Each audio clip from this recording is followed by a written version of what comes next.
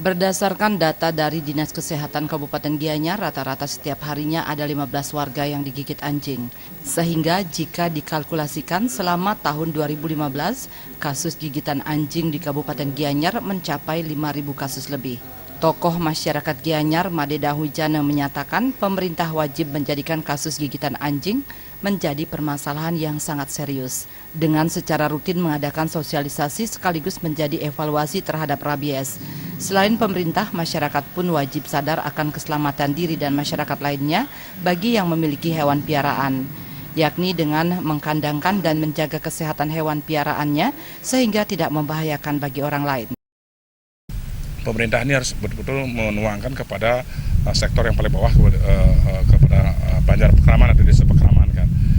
Sebab bisa saja penanganan masalah rabies ini dituangkan ke dalam satu perarem di tingkat Banjar atau awi-awi gitu loh.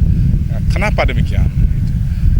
Karena anjing ini gitu loh, sekarang sudah merupakan satu hewan peliharaan yang bernilai ekonomis.